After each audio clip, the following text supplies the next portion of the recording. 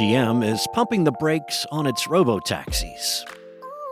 TikTok is going full stop on its creator fund. And Microsoft is giving the green light to Xbox game makers using its AI tools.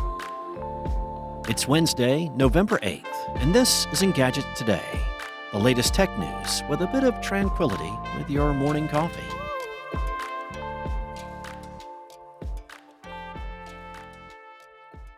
It hasn't been a great couple of months for autonomous vehicles. GM's Cruise division is going through a rough patch, with the California Department of Motor Vehicles recently suspending its driverless permits over safety issues.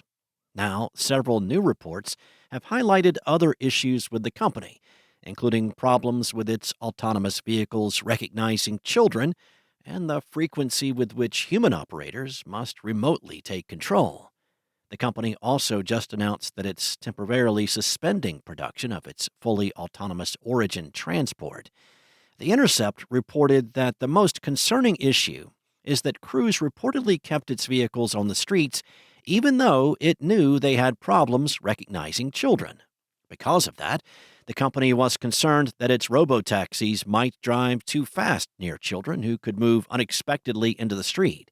Cruise also lacks data around child-specific situations, like kids separating from adults, falling, riding bicycles, or wearing costumes. In one simulation, the company could not rule out a scenario where a vehicle strikes a child.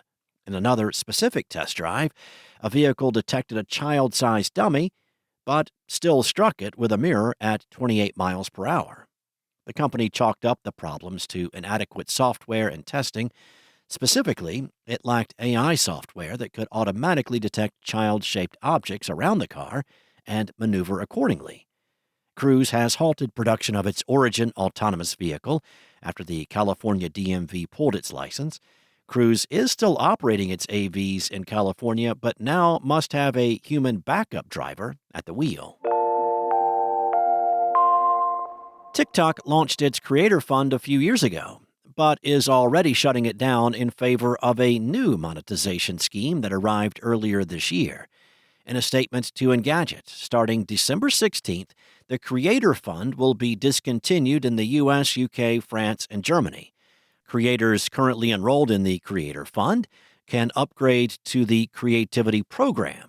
The program emphasizes longer content, with a required minimum video length of at least 1 minute. The company said it wants to create the best possible experience on the platform with the new system, but longer videos can help TikTok sell more ads. According to TikTok, the main benefit for streamers is that it pays up to 20 times the amount offered by the Creator Fund. However, it got off to a rough start after users complained that they weren't receiving much money. The Creativity Program, by contrast, arrived in February as an invite-only system before opening up to all eligible creators. It's still in beta, but any Creator Fund users can join, provided they're at least 18 years old and have at least 10,000 followers and 100,000 video views in the last 30 days, along with an account based in an eligible country. Streamers with subscriber numbers varying from 500,000 to several million have seen payouts ranging in the low thousands to nearly $100,000 per month. Streamers may like the longer format and extra revenue, but users may need to adjust.